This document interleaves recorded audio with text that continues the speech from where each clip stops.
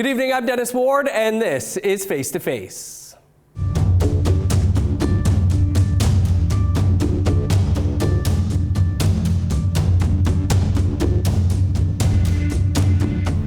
Our guest this week is longtime advocate for families of missing and murdered Indigenous women and girls, Sandra Delaronde. Delaronde, who is Cree and Métis, has served as co-chair of Manitoba's MMIWG2S coalition. She played a major role in developing and overseeing the Helen Betty Osborne Memorial Scholarship, established in 2000 to honor the young woman who was murdered in the Pas in 1976. Delaronde is also the principal of Northern Sage Consulting. Sandra, thanks so much for being on the show this week. Yes, thank you for having me. As mentioned, you're a long-time advocate for MMIWG, the families. Winnipeg and Manitoba is often referred to as ground zero for this crisis. Is that something that you would agree with? I would absolutely agree with that. I think that the stats across the country show that Winnipeg and Manitoba continues to be ground zero. Well, what do you think is behind those high rates in Winnipeg and Manitoba? I think there's a lack of genuine systemic response to the issues around safety and well-being of Indigenous women and girls and gender diverse people. Prime example is the landfill and the failure to search, the ongoing failure to search the landfill, leading to at least 3 women being found in dumpsters in the past year. So that becomes a place where perpetrators feel that it's safe to get rid of their victim because no one's going to search. Right. You know, we're a year on from when it was announced that the likelihood that these women were in the landfill. Are you shocked that we've still not even started searching? I'm shocked. I feel for the families that, that we spent time with them in the fall as they were going through the pre-trial motions, that nothing has been done as yet. And then they're going to be going into the trial with their loved ones probably still in the landfill. Yeah, many difficult days ahead for the families indeed. The rates of violence against women, Indigenous women, are pretty astounding. Statistics Canada recently put out data that Indigenous women in this country are 6 times more likely to be victim of homicide than their non-Indigenous counterparts. Do you think other jurisdictions are facing the same types of issues as Winnipeg and Manitoba? I think the one that may come closest to Manitoba is BC. What I can say is that while in Manitoba there is, has the ground zero the highest incidence of homicide, we also have found, with the exception of the issues around the landfill, which are, political as well as systemic, that there is overall a higher solve rate of homicides in Manitoba as well. Okay. We talked before about the national inquiry, which were, I think, 4 years out or almost 5 years out, and the number of recommendations that you believe that have even been addressed. Pretty shocking number there. Yes, I mean, we have been, the evidence shows that only 2 of the 231 recommendations plus have been actually implemented and acted upon, and those are in the area of federal corrections. The real substantive recommendations that address systemic change are still untouched. Right. As we mentioned, the last few years have been particularly grim here in Manitoba and in Winnipeg. When we talk about the 4 women that are believed to have been killed by the serial killer, one of those women still yet to be identified. Police recently saying Indigenous women accounted for 21% of all homicides in RCMP jurisdictions in the last 3 years. And 8 Indigenous women have already been killed in RCMP jurisdictions this year. Does it feel to you like things have been getting worse since the national inquiry wrapped up and since that final report came out? Yes, and so 8 in 2023 in RCMP jurisdiction in Manitoba. Yes, things continue to, the violence against Indigenous women and girls and gender diverse people continues to rise. And because I believe that society as a whole and institutions are not taking responsibility for their parts. I don't believe, and what concerns me as well is that Indigenous women and girls and our gender diverse relatives are not the problem. We have been targeted for many years and continue to be targeted. If we talk about this from the long term, from the time of the release of the Aboriginal Justice Inquiry, including up to the National Inquiry, to today, where there has been no progress in changing systems. So as a result, we continue to be victimized and targeted. There is a lot of focus that tends to be on the federal government and what they have and have not done in terms of addressing the 231 calls for justice, but there's calls for justice for everybody, right? This isn't just about the federal government, this is everyday people and institutions, and we don't really hear what types of action, if any, is being taken from any of those services. That's true, because there is no action being taken.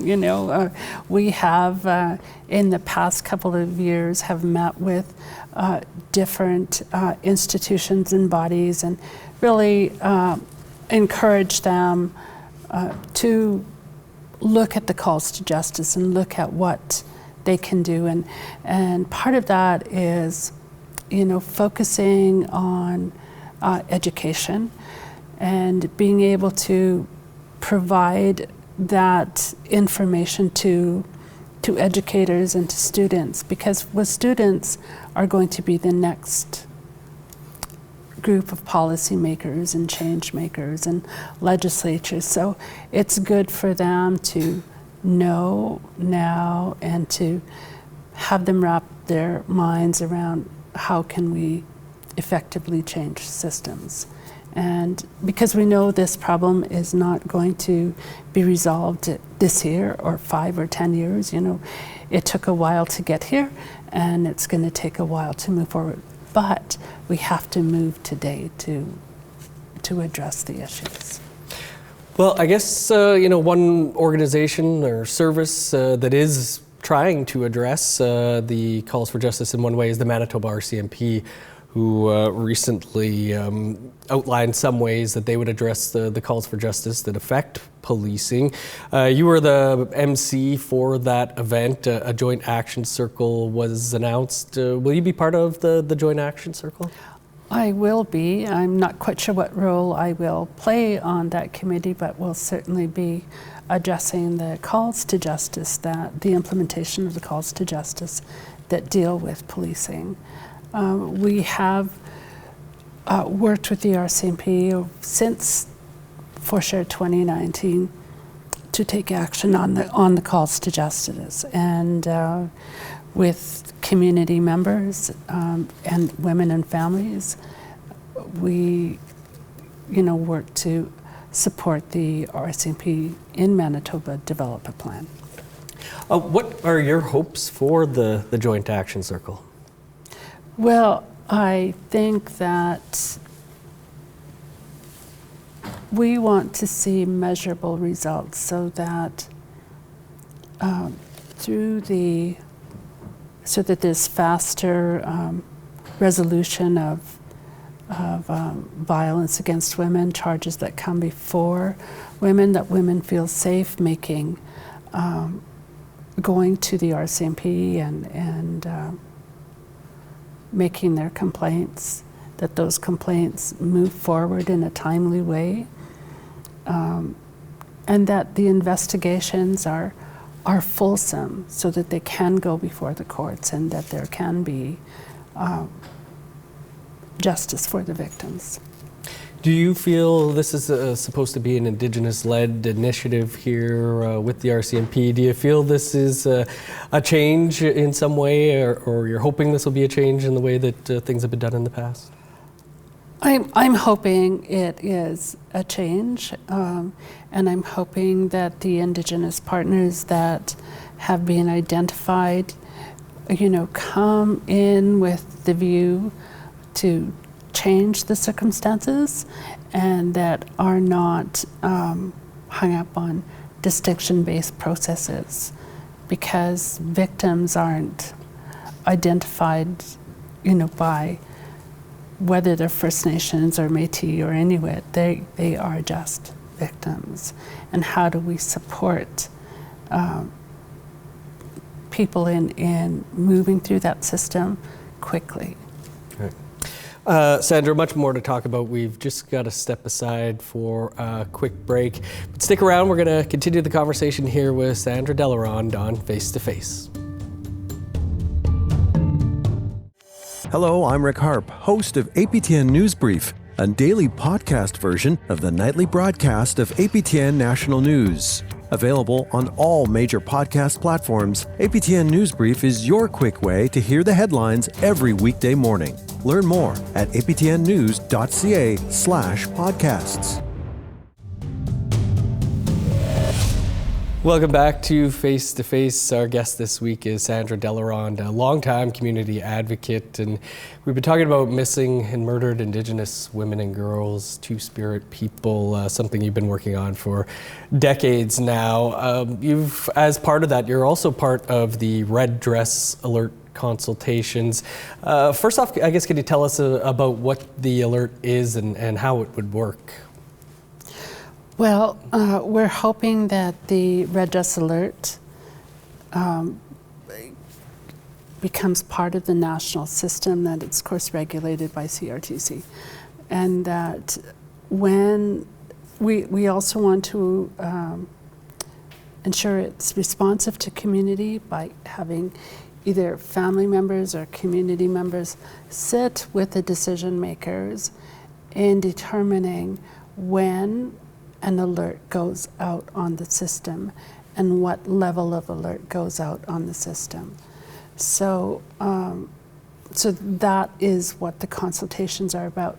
However, it's not just about, that alert. It's also what happens when an alert is issued. For example, if an alert goes out, and then what happens? I think it's important to be able to support the family and communities, because right now there is no process in place beyond, we might have Bear Clan or Aboriginal Alert put up an alert, but there's no one to help the family to search for their loved one. Right. And even those search processes, ground search processes, are something that's determined by the police service, whether it's Winnipeg Police or RCMP. So, so that also has to be taken into account, because those alerts, the ground searches, are all driven by police services. So sounds like there's a lot of consultation to still take place. Are we close to having this as a reality? Well, yes, we're doing, we have had consultations in December and then again this month, and we're hoping to present to the federal, provincial, territorial and Indigenous organizations in the beginning of February. Okay. You've spoken about how the money that is announced for MMIWG2S initiatives, often millions of dollars from the federal government, doesn't make it down to the front lines or the families and Indigenous women that need it. I guess, where do you think the money is ending up, and how can it be a better process? Well, I have no idea where it's ending up, but I do know that families that need support through a judicial process, whatever that would be, families that need support for ground searches, and when they are dealing with loss or going through a court system, that's where the support is needed.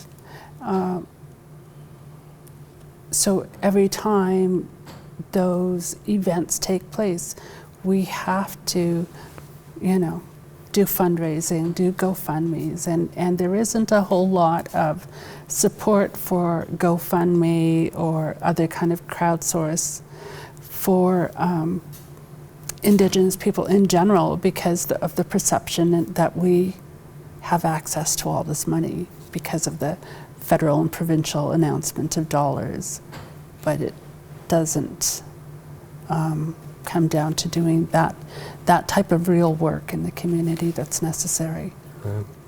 There was a press release from the Assembly of Manitoba Chiefs, Manitoba, Kuwait, Naui, Okimakanak, and the Southern Chiefs Organization right before Christmas when we had another incident here in the city that was calling for immediate action from the federal government on the MMIWG2S crisis in Manitoba that I believe was met with silence. I didn't hear anything coming from the feds about that.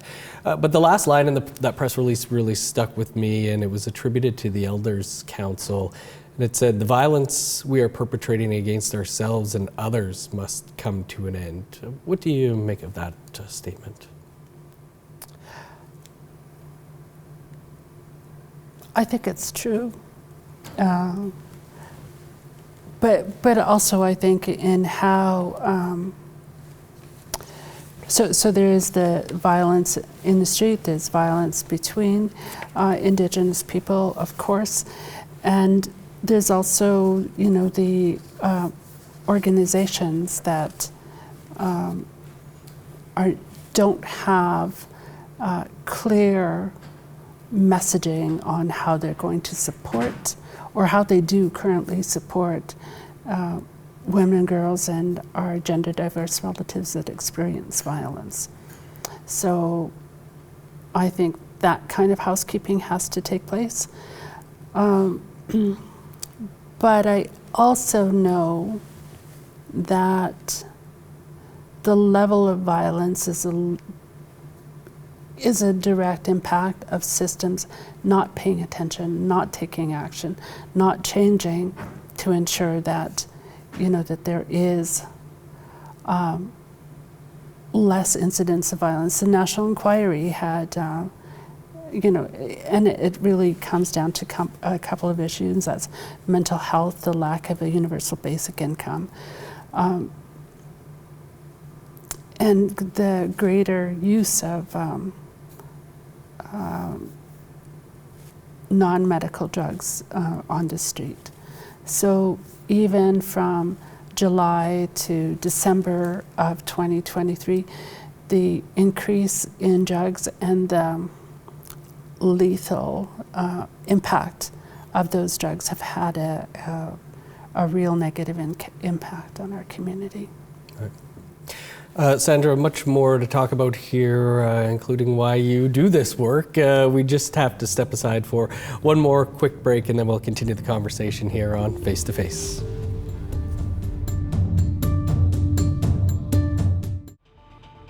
Hi, I'm Annette Francis. Nation to Nation is a political show keeping an eye on Ottawa on how they're affecting First Nations, Inuit and Métis peoples across the country. You'll meet the movers and shakers of policy in Canada and those who are trying to make a change. Listen to these discussions and more on Nation to Nation podcast. For more, visit aptnnews.ca/podcast or subscribe and listen on your favorite player.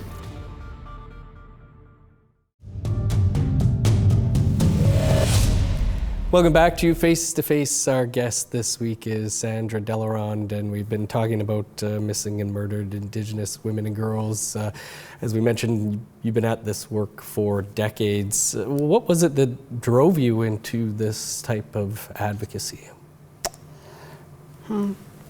I think so my first memory of advocacy was with the death of Helen Betty Osborne in the PA, and how her friends came to my parents' house and sat with my mom at her kitchen table. And I was a kid, but I was like eavesdropping. I don't remember what was said, but I remember that the young women felt safe being at my mom's table. And it always stuck with me, you know, like being afraid of who the killers might be, and that there was no justice for Betty. And then, so beyond that is this whole issue of how Indigenous women are treated. But I also know that the greatest changes in our country have been the result of the work of Indigenous women. You know, whether it be Bill C-31 or Jordan's Principle, you know, those reflecting on how strong our women are, and I think we really need to focus on that, you know, the beauty and strength and intelligence and contributions of Indigenous women to our country. And decades later, you were instrumental in setting up the Helen Betty Osborne bursary.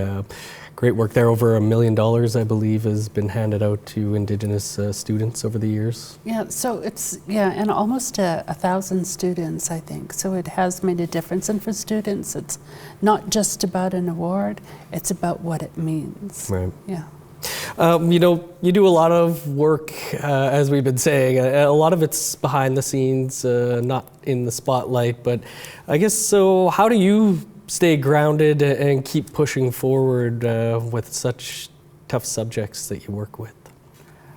I have a very strong family, a tight-knit family that we support and love each other, and also, you know, take care of my spirit and my physical body. We do laughter yoga. I teach people how to do laughter yoga. So that's a big part of how we can continue to move forward, is keep moving physically, enjoy life, all those things. So much more we could have talked about. The laughing yoga, the recent work with National Ribbon Skirt Day as well, and how important that is. But fortunately, we're out of time, Sandra, but we do thank you so much for being on the show this week, and for all the work that you're out there doing, that you're not always getting some of the credit maybe that you should be. Oh, thank you. That is all the time we have for the show this week. You can always catch up on any episodes you may have missed by visiting our website. That's aptnnews.ca. Or you can also visit our APTN News page on YouTube.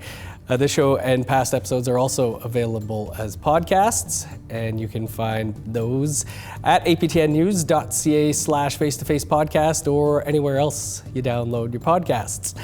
Thank you for tuning in to Face to Face this week. I'm Dennis Ward. We'll see you back here in 7 days.